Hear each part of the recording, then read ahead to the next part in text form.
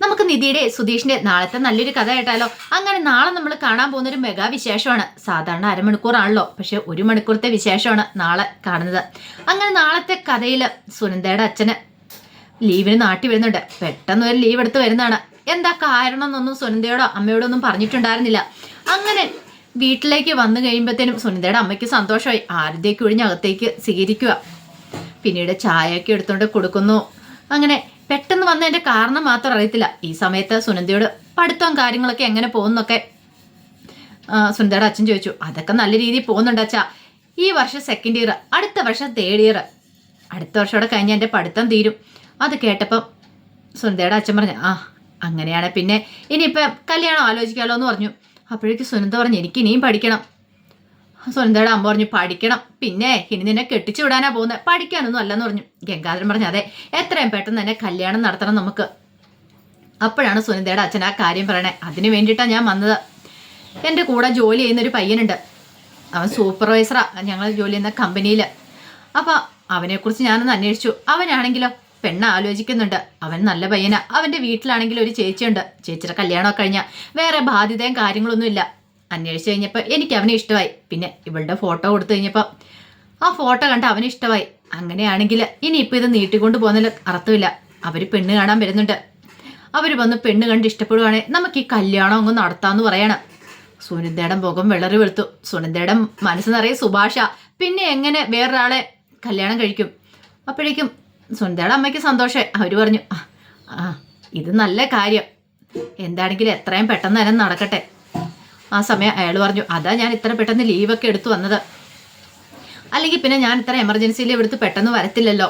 ഈ സമയത്ത് ഗംഗാധരൻ പറഞ്ഞു, അല്ലെങ്കിലും കല്യാണമൊക്കെ എത്രയും പെട്ടെന്ന് നടത്തണം, അതിഗംഭീരമായിട്ട് നടത്തണം, നമുക്കുള്ളതല്ലേ അവൾക്കല്ലേ എന്നൊക്കെ പറയണം. സുനന്ദ ആകെപ്പാടെ പെട്ടിരിക്കുകയാണ്. സുനന്ദയ്ക്ക് എന്ത് പറയണമെന്നറിയില്ല. ഈ സമയം സുനന്ദ ഓർത്തു, എങ്ങനെ സുഭാഷയോട് ഇത് പറയും? കാരണം തൻ്റെ മനസ്സ് നിറയും സുഭാഷേണ്ണ. അത് ഇവരോട് പറഞ്ഞിട്ടുണ്ട് ഒരു കാരണവശാലും നടക്കില്ല, തന്നെ കൊന്നു കളയത്തുള്ളൂ. അതിൻ്റെ പേരിൽ എന്തൊക്കെ പ്രശ്നങ്ങൾ ഉണ്ടാവുമെന്നും അറിയത്തില്ല. അതൊക്കെ ഓർത്ത് കഴിഞ്ഞപ്പോഴത്തേനും സുനന്ദയ്ക്ക് സമാധാനക്കേടാ. പക്ഷെ സുനന്ദയുടെ അച്ഛനും അമ്മയ്ക്കും ഒക്കെ ഭയങ്കര സന്തോഷമായിരുന്നു. ചെക്കൻ വന്ന് കണ്ട്, ചെക്കൻ ഓൾറെഡി ഇഷ്ടപ്പെട്ടതാണ്. ഇന്ന് നേരിട്ട് കണ്ട ഉടനെ കല്യാണം ഉറപ്പിക്കുന്നു, കല്യാണം നടത്തുന്നു. അതിന് വേണ്ടിയിട്ടുള്ള തയ്യാറെടുപ്പുകളുമായിട്ടാണ് അയാൾ വന്നതുപോലും. അതേ സമയത്ത് സുഭാഷ് ആകെപ്പാടെ വിഷമിച്ച് ഇങ്ങനെ സിറ്റ് ഔട്ടിൽ വന്നിരിക്കുകയാണ്. സുഭാഷിന്റെ മനസ്സിൽ ഹരീഷ് പറഞ്ഞ കാര്യങ്ങളൊക്കെ, എന്നാലും ചേട്ടാ ഇങ്ങനെ വേണ്ടിയിരുന്നില്ല കേട്ടോ, ചേട്ടനെ കുറിച്ച് ഇങ്ങനെയൊന്നുമല്ല പ്രതീക്ഷിച്ചേ. സുധീഷും നിധിയും തമ്മിൽ കല്യാണം കഴിച്ചുകൊണ്ട് ചേട്ടൻ അത് ഇഷ്ടപ്പെട്ടിട്ടില്ലേ? ചേട്ടൻ്റെ കല്യാണം കഴിയാത്തതുകൊണ്ടല്ലേ അവരെ തമ്മിൽ ഒന്നിച്ച് കിടത്താത്തെ? അത് മാത്രമല്ല, ഒരു ഫോട്ടോ അവിടെ കൊണ്ടുവന്ന് തൂക്കാനുള്ള സ്വാതന്ത്ര്യം പോലും അവർക്കില്ലേ? ചേട്ടൻ അവരുടെ അസൂയല്ലേ? അതൊക്കെ ഓർത്ത് കഴിഞ്ഞപ്പോൾ സുഭാഷിന്റെ കണ്ണ് നിറഞ്ഞു വന്നു. അപ്പോഴേക്കാണ് സുധീഷ് അങ്ങോട്ടേക്ക് വരുന്നത്. സുധീഷ് വന്നിട്ട് പറഞ്ഞു, അതെ ഒരു കാര്യം ഉണ്ടെന്ന് പറയണേ. എന്ത്? അല്ല, അച്ഛൻ കൊണ്ടുവന്ന് ഫോട്ടോ തൂക്കിയില്ലേ? ഞാൻ പറഞ്ഞിട്ടാന്ന് പറയണേ. നീ പറഞ്ഞിട്ടോ? അതേനെ, ആ ഫോട്ടോ അവിടെ കൊണ്ടുവന്ന് തൂക്കാൻ പറഞ്ഞ് ഞാനാ ഫ്രെയിം ചെയ്ത് വെക്കാനായിട്ട് പറഞ്ഞത്. കാരണം ആ ഫോട്ടോ കണ്ടു കഴിയുമ്പോഴേ ഇടയ്ക്കിടയ്ക്ക് നിധിക്കൊരു ചിന്ത ഉണ്ടാവണം, താൻ സുധീഷിന്റെ ഭാര്യയാന്ന്. അങ്ങനെ അവൾക്ക് തന്നോട് അടുപ്പം തോന്നും. അല്ലെങ്കിൽ എനിക്കറിയാം ചേട്ടാ, അവൾക്ക് എന്നോട് ഇഷ്ടമാന്ന് പറയണം. എടാ, നീ വീണ്ടും വീണ്ടും ഓരോ കള്ളത്തരങ്ങൾ കാണിച്ചുകൊണ്ടിരിക്കണോ? ഇല്ലെന്നേ, എനിക്ക് അവളെ ഇഷ്ടമായതുകൊണ്ടല്ലേ. അവൾ എൻ്റെ ഭാര്യയല്ലേ, അവളെ ഇനി എനിക്ക് വിട്ടുകളയാൻ പറ്റുമോ? അത്രയ്ക്ക് ഇഷ്ടമായതുകൊണ്ടല്ലേ എന്ന് ചോദിച്ചു. അത് കേട്ടപ്പോൾ സുഭാഷ് പറഞ്ഞു, എടാ നിന്റെ കള്ളത്തരങ്ങളൊക്കെ തിരിച്ചറിയുമ്പോൾ ഉണ്ടല്ലോ ഒന്നും സംഭവിക്കാൻ പോകുന്നില്ല. അതെ, അല്ലെങ്കിൽ തന്നെ ഇനിയിപ്പോൾ എന്തറിയാനായിട്ടാ? ഹരീഷിന്റെ വർക്ക്ഷോപ്പിൽ ചെന്നിട്ടുണ്ടായിരുന്നു അവള്. വർക്ക്ഷോപ്പിലോ? അതെ, നികേഷും അവളും കൂടെ ചെന്നിട്ടുണ്ടായിരുന്നു. ദൈവമേ, അപ്പൊ എല്ലാ കള്ളത്തരങ്ങളും പൊളിഞ്ഞില്ലേ? അതേന്നേ, ഇനിയിപ്പൊ അതിനെക്കുറിച്ചൊന്നും പറഞ്ഞിട്ട് കാര്യമില്ല. എന്താണെങ്കിലും അവളെ ഞാൻ ആർക്കും വിട്ടുകൊടുക്കില്ല. അവൾ എൻ്റെ സ്വന്തമാ. അവൾ പതുക്കെ പതുക്കെ എന്നെ സ്നേഹിച്ചു തുടങ്ങും. സുഭാഷ് ഏട്ടൻ കണ്ടോ? ഈ സുധീഷ് അവളെ സ്വന്തമാക്കും. ഞങ്ങൾ രണ്ടും നല്ല അടിപൊളിയായിട്ട് ജീവിക്കും. പിന്നെ അത് മാത്രമല്ല, വേറൊരു കാര്യം കൂടെ ഉണ്ട്. അതെന്താടാ? ഞാൻ തോമസ് ഏട്ടൻ്റെ ട്രാവൽ ഏജൻസിയിൽ വീണ്ടും ജോലിക്ക് കയറിയെന്ന് പറയാണ്. ജോലിക്ക് കയറിയോ? അയാൾ നിനക്ക് ജോലി തന്നോ? പിന്നല്ലാതെ, ഈ സുധീഷിന്റെ വായിക്കകത്ത് നാക്കല്ലേ ഉള്ളേ. ജോലിക്ക് പഞ്ഞുണ്ടാവുമോ? ഞാൻ വീണ്ടും ജോലിക്ക് കയറി. ഇനി അവളെ ഞാൻ നല്ല പൊന്നു പോലെ നോക്കും. സുഭാഷ് ഏട്ടൻ കണ്ടോ ഞാൻ എങ്ങനെ അവളെ നോക്കുന്നതെന്ന്? ഒടുവിൽ അവൾക്ക് എന്നെ സ്നേഹിക്കാതിരിക്കാൻ പറ്റില്ല. പിന്നെ ഒരു കാര്യമുണ്ട് സുഭാഷ് ഏട്ടാ. അതെ, ഞാൻ ആ ബ്രോക്കറെ കണ്ടിട്ടുണ്ടായിരുന്നു. സുഭാഷ് ഏട്ടൻ ആലോചനയായിട്ട് വരുന്നേ. നല്ലൊരു പെൺകുട്ടിയുടെ ആലോചന വന്നിട്ടുണ്ട്. അപ്പം എന്നോട് പറഞ്ഞിങ്ങനെ അതിനെക്കുറിച്ച് സുഭാഷ് ഏട്ടന് വേണ്ടിയിട്ട്. സുഭാഷ് പറഞ്ഞു, വേണ്ടടാ, ഞാൻ പെണ്ണ് കണ്ടു മടുത്തു, എന്നെ കൊണ്ട് പറ്റില്ല എന്ന് പറയാം. അത് പറഞ്ഞിട്ട് കാര്യമില്ല സുഭാഷ് ഏട്ടാ, എത്രയും പെട്ടെന്ന് തന്നെ നല്ലൊരു ആലോചന വന്നു കഴിയുമ്പോൾ അത് സമ്മതിക്കണം. സുഭാഷ് ഏട്ടൻ്റെ കല്യാണം അതിഗംഭീരമായിട്ട് നടത്തണം. ഞങ്ങൾ എല്ലാവരും കൂടെ കൂടിയിട്ട് അടിച്ചു പൊളിച്ചത് ആഘോഷിക്കും എന്നൊക്കെ പറഞ്ഞു. സുഭാഷിനാണെങ്കിലോ അതൊന്നും ഇപ്പൊ വേണ്ട എന്നൊരു ചിന്തയൊക്കെയായിരുന്നു മനസ്സിൽ. പിന്നീട് പിറ്റേ ദിവസമായി പതിവ് പോലെ തന്നെ സുഭാഷ് ഏറ്റ അടുക്കളപ്പണിയാണ്. ആ സമയത്തോ സുധീഷോ ഹരീഷോ നികേഷോ എഴുന്നേറ്റിട്ടുണ്ടായിരുന്നില്ല. മൂന്നെണ്ണം കൂടെ ഹാളിൽ പൊതച്ചു മൂടി കിടക്കുക. നിധി വന്നിട്ട് നോക്കി. അപ്പോഴേക്കും സുഭാഷോട് നീ കിടന്നുറങ്ങിക്കോട്ടെ എന്ന് പറയാം. ആഹാ, അങ്ങനെ അങ്ങോട്ട് ഉറങ്ങാൻ വിട്ടിട്ട് കാര്യമില്ല. ആദ്യം നികേഷിനെ വിളിച്ചു. അപ്പോഴേക്കും നികേഷ് എന്താ ചേച്ചിന്ന് ചോദിക്കണം. എഴുന്നേക്കാൻ പറയണ. ഹരീഷിനെ വിളിക്കാൻ പറഞ്ഞു. ഹരീഷ് പെട്ടെന്ന് ചാടി എഴുന്നേറ്റ് ഹരീഷിന്റെ പായം തലവണയൊക്കെ ആയിട്ട് പോയി. ഹരീഷിനല്ല തന്നെ ഇത്തിരി നാണോ നിധിനെ കണ്ടു കഴിഞ്ഞപ്പോൾ. നിധിയുടെ മുന്നിൽ അങ്ങനെ നിൽക്കാറൊന്നുമില്ല. പിന്നെ സുധീഷിനെ വിളിച്ചിട്ടും എഴുന്നേറ്റില്ല. ഒട്ടും അഴിച്ചില്ല. നിധി അങ്ങോട്ടേക്ക് പോയി കുറച്ച് വെള്ളം എടുത്തോണ്ട് വന്നു. അപ്പൊ ഇതിനു മുമ്പ് വെള്ളപ്പരിപാടി നടത്തിയിട്ടുണ്ട്. അങ്ങനെ കുറച്ച് വെള്ളം ഒഴിക്കണം. സുധീഷ് ചാടി എഴുന്നേറ്റ് ഇതെന്താന്ന് ചോദിച്ചു ചാടി എഴുന്നേക്കുവാണ്. നിധിയെ കണ്ടു. ഒന്നും മിണ്ടിയില്ല. അതെ, എഴുന്നേറ്റ് പോന്ന കൊള്ളാം, പായം തലവണയും കൂടെ എടുത്തോണ്ട് പോയിക്കോണം. ഇനിയിപ്പോ ഇത് മടക്കാൻ വേറെ ആരും പിന്നാലെ വരില്ല എന്ന് പറഞ്ഞു. അതിനുശേഷം പറഞ്ഞു പോയി കുളിച്ച് കഴിഞ്ഞ് ആ ഡ്രസ്സും കൂടെ ഞങ്ങളുടെ കഴുകിയിട്ടേക്കണം. ഇവിടെ ഡ്രസ്സ് കഴുകാനായിട്ട് സുഭാഷേനൊന്നും പറ്റില്ല എന്ന് പറയണം. അങ്ങനെ സ്വന്തം ജോലികളെല്ലാം സ്വന്തമായിട്ട് തന്നെ ചെയ്യിക്കുകയാണ്. അതിനുശേഷം നിധി മുറ്റത്തേക്ക് അടിച്ചു വരാനായിട്ട് ഇറങ്ങുകയാണ്. അടിച്ചു വരാൻ ഇറങ്ങുന്ന സമയത്ത് ഭാസ്കരൻ അങ്ങോട്ടേക്ക് വരുന്നത്. ഭാസ്കരനാണ് ഒരു വീഡിയോ ഒക്കെ വലിച്ച് അവൾ ആസ്വദിച്ചിരിക്കുക വന്നിട്ട്. നിധി പറഞ്ഞു ഇത് ശരിയാന്ന് തോന്നുന്നുണ്ടോ എന്ന് ചോദിച്ചു. എന്ത്? അല്ല ഈ വീഡിയോ വലിക്കുന്നേ. അതിന് ഞാൻ വീഡിയോ വലിച്ചാലെന്താ? അതെ, അച്ഛൻ വീഡിയോ വലിക്കുന്നതുകൊണ്ട് കുഴപ്പമൊന്നുമില്ല. പക്ഷേങ്കിൽ ഇവിടെയുള്ള മറ്റുള്ളവരും കൂടെ അത് ശ്വസിച്ച് മറ്റുള്ളവർക്ക് അസുഖങ്ങളൊക്കെ ഉണ്ടാവുമെന്ന് പറയണം. അതിനിപ്പോൾ അവരോട് ശ്വസിക്കാൻ ഞാൻ പറഞ്ഞോ? അതെ, ഈ കാറ്റടിക്കണ സമയത്ത് കാറ്റിൽ കൂടെ അതിൻ്റെ പുകയൊക്കെ വന്ന് അത് മാത്രമല്ല അവർ ശ്വസിച്ച് ചെയ്യുമ്പോൾ അവർക്കും പല അസുഖങ്ങളും ഉണ്ടാവുമെന്ന് പറയണം. അത് കേട്ടപ്പോൾ ഭാസ്കരൻ പറഞ്ഞു അതിനിപ്പോൾ എനിക്ക് എന്ത് ചെയ്യാൻ പറ്റും? ഞാനേ പെരയ്ക്കകത്തിരുന്നൊന്നും അല്ലല്ലോ വലിക്കുന്നത്. ഞാൻ മുറ്റത്തല്ലേന്ന് ചോദിക്കുക. മുറ്റത്താണെങ്കിലും ഇങ്ങനെ ഇരിക്കേണ്ട കാര്യമില്ല. ഇവിടെ ഞങ്ങളെല്ലാവരും ഉണ്ടല്ലോ. ഞങ്ങളെല്ലാവരും കൂടെ ബാധിക്കുന്ന കാര്യമാണ്. അത് കേട്ടപ്പോൾ ഭാസ്കരൻ നിന്ന് വാദിക്കുകയാണ്. അപ്പോഴേക്കും നികേഷ് ഹരീഷും ഒക്കെ വന്നു. അവരെല്ലാം ആകാംക്ഷപൂർവ്വം ഇങ്ങനെ നോക്കി നിൽക്കുകയാണ്. നിധി വിട്ടുകൊടുക്കാൻ തയ്യാറായില്ല. നിധി പറഞ്ഞു അച്ഛന് വേണമെങ്കിൽ കുടിക്കുകയോ വലിക്കുകയോ എന്ത് വേണം ചെയ്യാം. അച്ഛൻ്റെ ശരീരം കളയാം. പക്ഷേ മറ്റുള്ളവരെ അത് ബാധിക്കുന്ന കാര്യങ്ങളാണെങ്കിൽ അതിവിടെ ഇങ്ങനെ നിന്ന് ചെയ്യാൻ പാടില്ല. ആളില്ലാത്തൊരു സ്ഥലത്ത് വേണം പോയിരുന്നു വലിച്ചോ. ഒരു കാര്യം ചെയ്യാം, ഒരു 10 അടി അങ്ങോട്ട് മാറി എന്നിട്ട് പോയി വലിച്ചോ. അതാകുമ്പോൾ ഇവിടെയുള്ള ആർക്കും പ്രശ്നമില്ല എന്ന് പറഞ്ഞു. ആദ്യമൊന്നും ഭാസ്കരൻ സമ്മതിച്ചില്ല. പിന്നീട് ഭാസ്കരൻ നിധിയുടെ മുന്നിൽ തോറ്റു കൊടുത്തു. ശരി എന്നൊക്കെ പറയണം. അത് കേട്ടപ്പോൾ സുഭാഷിനും സുധീഷിനും എല്ലാവർക്കും സന്തോഷമായി. കാരണം ഇത്രയും കാലം അവരൊന്നും പറഞ്ഞിട്ട് ഈ പറഞ്ഞ ഭാസ്കരൻ കേട്ടിട്ടില്ല. പക്ഷേ എങ്കിലും നിധി പറഞ്ഞു കഴിഞ്ഞപ്പോഴത്തേനും ഭാസ്കരന് തോന്നി ശരിയാ എന്ന് തോന്നിയിട്ട് ഭാസ്കരൻ എന്ത് ചെയ്തു? അങ്ങോട്ട് പുറത്തേക്ക് പോയെന്ന് വലിക്കാൻ തുടങ്ങി. നിധി തൻ്റെ ജോലി തുടർന്നു. കുറച്ച് സമയം കഴിഞ്ഞ് കഴിഞ്ഞപ്പോൾ സുഭാഷ അടുക്കളയിൽ തിരക്കിട്ട് പണിയിലായിരുന്നു. അപ്പോഴേക്കുമാണ് സുനന്ദ അങ്ങോട്ടേക്ക് വരുന്നത്. ആ സമയം നിധി അപ്പുറത്ത് ഇരിപ്പുണ്ട്. നിധി കണ്ടു സുനന്ദ വരുന്നത്. അപ്പം സാധാരണ സുനന്ദ വന്നിട്ട് സുഭാഷിനോട് എന്തെങ്കിലുമൊക്കെ സംസാരിച്ചുകൊണ്ട് നിൽക്കുക പതിവ്. അതുകൊണ്ട് നിധി അത് നോക്കാനും പോയില്ല. അപ്പോഴേക്കും സുനന്ദ സുഭാഷിൻ്റെ അടുത്ത് വന്ന് ഇങ്ങനെ കണ്ണിലേക്ക് തന്നെ നോക്കുകയാണ്. എന്തേലും വേണോ കഴിക്കാനായിട്ട് എന്നൊക്കെ ചോദിക്കുകയാണ്. അതെ, ഞാൻ ചോറും കറിയൊക്കെ ആയിക്കൊണ്ടിരിക്കുന്നുള്ളൂ. ഇത്ര കഴിയുവാണെങ്കിൽ കറി തന്നു വിടാന്നൊക്കെ പറഞ്ഞു. പക്ഷെ സുനന്ദ അതൊന്നും കേട്ടിട്ടും മിണ്ടുന്നില്ല. സുനന്ദയുടെ കണ്ണൊക്കെ നിറഞ്ഞു വന്നു. അപ്പോഴേക്കും സുഭാഷ് ചോദിച്ചു എന്താ സുനന്ദ, എന്ത് പറ്റി? എന്തേലും പ്രശ്നമുണ്ടോ? വീട്ടില് അമ്മ എന്തേലും വഴക്ക് പറയാ തല്ലുവോ മറ്റോ ചെയ്തോ? സാധാരണ ഇതിൽ അങ്ങനെയൊക്കെയാണ്. ഇത് കേട്ട് കഴിഞ്ഞപ്പോഴത്തേനും സുനന്ദ പൊട്ടിക്കരഞ്ഞുകൊണ്ട് സുഭാഷിനെ കെട്ടിപ്പിടിക്കുകയാണ്. സുഭാഷിന് എന്ത് ചെയ്യണമെന്ന് അറിയില്ല. സുഭാഷ് ഒരു പ്രതിമ പോലെ നിൽക്കുക. തിരിച്ച് കെട്ടിപ്പിടിച്ചൊന്നുമില്ല. പക്ഷെ സുനന്ദ സുഭാഷിനെ നെഞ്ചിലേക്ക് വീണ് പൊട്ടിക്കരഞ്ഞുകൊണ്ടിരിക്കുക. അത് നിധി കണ്ടു. നിധിക്കൊന്നും മനസ്സിലായില്ല കാര്യം എന്താന്ന്. നിധി വന്നിങ്ങനെ നോക്കുവാണ്. അപ്പോഴേക്കും സുഭാഷ് ചോദിച്ചു എന്താ സുനന്ദ, നിനക്കിത് എന്തു പറ്റി? എന്താ കാര്യം എന്താ വെച്ചാൽ പറ. നീ എന്തിനാ ഇങ്ങനെ കരയണേ? കരച്ചിൽ നിർത്തിയിട്ട് കാര്യം പറ. എനിക്ക് പറ്റുന്നില്ല സുഭാഷ് ഏട്ടാ, എനിക്കിനി അവിടെ ജീവിക്കാൻ പറ്റില്ല. എന്നെ കൊണ്ട് പറ്റില്ല. എനിക്ക് വേറെ കല്യാണം ആലോചിച്ചു. എൻ്റെ അച്ഛൻ വന്നിട്ടുണ്ട്. ഇന്ന് പെണ്ണ് കാണാനായിട്ട് ആൾക്കാർ വരും. എനിക്ക് പറ്റില്ല അവരുടെ മുന്നിൽ പോയി നിൽക്കാനായിട്ട്. എൻ്റെ ജീവിതത്തിൽ ഒരു പുരുഷനുണ്ടെങ്കിൽ ആ സുഭാഷ് ഏട്ടൻ മാത്രമേ ഉള്ളൂ. വേറെ ആരും എൻ്റെ ജീവിതത്തിൽ ഇല്ല എന്നൊക്കെ പറഞ്ഞു. അത് കേട്ടപ്പോൾ സുഭാഷിന് എന്ത് ചെയ്യണമെന്ന് അറിയത്തില്ല. ആ സമയത്ത് സുനന്ദയുടെ അച്ഛനും അമ്മയും കൂടെ സുനന്ദയെ വീട്ടിൽ കാണാൻ അന്വേഷിച്ച് വരുവാണ്. അതെ, ഉറപ്പായിട്ടും ഇവിടെ കാണും ഏട്ടാ. അവള് ആ വീട്ടിൽ നിന്ന് പോന്നിട്ടുണ്ടെങ്കിൽ ഇതേ ഇവിടെ ഈ ഭാസ്കരൻ്റെ അടുത്തോ കാണത്തുള്ളൂ എന്ന് പറയണം. ആ സുഭാഷിനെ കാണാൻ വേണ്ടി വന്നതായിരിക്കും എന്ന് പറഞ്ഞു. അങ്ങനെ അവരങ്ങോട്ട് മുറ്റത്തേക്ക് വരുമ്പോൾ ആ കാഴ്ച കാണുന്നേ സുഭാഷിനെ കെട്ടിപ്പിടിച്ചിരിക്കുന്ന സുനന്ദനെ കാണുന്നേ. അത് കണ്ടപ്പോൾ സഹിച്ചില്ല. രണ്ടുപേരും കൂടെ പാഞ്ഞകത്തേക്ക് കയറി വന്നു. എന്നിട്ട് സുനന്ദയുടെ അമ്മ സുനന്ദനെ പിടിച്ചു മാറ്റിയിട്ട് കാരണം നോക്കി കുറെ അടിക്കുവാണ്. അതുപോലെ തലങ്ങും വിലങ്ങി അടിച്ചു. നീ എന്താടി കാണിക്കണമെന്നൊക്കെ ചോദിച്ചാൽ നിന്നെ ഞാൻ വെറുതെ പെടത്തില്ല, കൊന്നു കളയുന്നൊക്കെ പറഞ്ഞിട്ട് നാണം കെട്ടവളെ നീ അപ്പൊ ഇതിനാ ഇങ്ങോട്ടേക്ക് വരുന്നല്ലെന്നൊക്കെ ചോദിച്ചു. അപ്പോഴേക്കും സുഭാഷിന്റെ മുഖമൊക്കെ അങ്ങോട്ട് മാറി. സുഭാഷിന് എന്ത് ചെയ്യണമെന്ന് അറിയത്തില്ല. ആ സമയം സുനന്ദയുടെ അച്ഛൻ സുഭാഷിന്റെ അടുത്ത് എന്നിട്ട് പറഞ്ഞു, അപ്പൊ ഇവിടെ അല്ല ഇവിടെ നിനക്കൊക്കെ പരിപാടി എന്നും ചോദിച്ചുകൊണ്ട് സുനന്ദയുടെ പേരും പറഞ്ഞുകൊണ്ട് സുഭാഷിനെ കുറെ തല്ലുവാണ് അയാള്. അങ്ങനെ തല്ലുന്ന സമയത്ത് നിധിക്ക് എന്ത് ചെയ്യണമെന്ന് അറിയത്തില്ല. നിധി പറഞ്ഞ് വേണ്ട തല്ലണം എന്നൊക്കെ പറയണം. പക്ഷെ സുഭാഷിനെ കുറെ അടിച്ചു. സുഭാഷ് തിരിച്ചടിച്ചില്ല. എടാ എന്റെ പെണ്ണിന്റെ ജീവൻ നശിപ്പിക്കാൻ വേണ്ടി നീ ഇറങ്ങി തിരിച്ചിരിക്കുന്നോ? അപ്പോഴേക്കും സുനിതയുടെ അമ്മ പറഞ്ഞു, ദേ ഇവളെ ഇങ്ങോട്ട് വിളിച്ചു വരുത്തുന്ന ഇവൻ ഒറ്റ ഒരുത്തൻ വിളിച്ചു വരുത്തിയിട്ട് കണ്ടില്ലേ, അവന് പെണ്ണ് കിട്ടാൻ നിൽക്കുക. എത്ര ആലോചന വന്നു, എല്ലാം മുടങ്ങിപ്പോയി. എന്നിട്ട് നമ്മുടെ മോളെ സ്വന്തമാക്കാനായിട്ട് അവൻ വിളിച്ചു വരുത്തിയിരിക്കുന്ന. എന്നിട്ടോ കെട്ടിപ്പിടിക്കല് ഉമ്മ വെക്കല് ഇന്നത്തോടുകൂടി തീർത്ത് കളയും എന്നൊക്കെ പറയാണ്. ഒടുവിൽ അങ്ങനെ സുഭാഷിനെ അടിക്കുന്നുണ്ടപ്പം നിധി അടുക്കിലേക്ക് കയറിച്ചു. നിങ്ങൾ എന്ത് പരിപാടിയെ കാണിക്കണേ? സുനന്ദ ഇങ്ങോട്ടേക്ക് വന്ന അല്ലാതെ സുഭാഷ് ഏട്ടൻ അങ്ങോട്ട് വന്നൊന്നുമല്ല. സുനന്ദ ഇങ്ങോട്ടേക്ക് വന്നിട്ട് സംസാരിക്കുകയൊക്കെ ചെയ്താ, അല്ലാതെ സുഭാഷ് ഏട്ടൻ കെട്ടിപ്പിടിക്കാൻ അങ്ങോട്ട് വന്നിട്ടില്ല എന്നൊക്കെ പറഞ്ഞു. അപ്പൊ അയാൾക്ക് ഇഷ്ടപ്പെട്ടില്ല.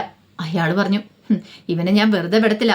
ഇങ്ങനെ വന്നാൽ പോലും ഇവൻ എന്താ ചെയ്യണ്ടേ? പറഞ്ഞു വിടേണ്ടതല്ലായിരുന്നോ? അപ്പൊ ഇവന് ഇഷ്ടമാണോ? ഇവൻ എന്റെ മോളെ വല വീശി പിടിക്കാനായിട്ടിരിക്കുക. എനിക്കറിയാടാ, എന്റെ മോളുടെ സ്വത്ത് മോഹിച്ചില്ല നീ ഇതൊക്കെ ചെയ്യുന്നേ.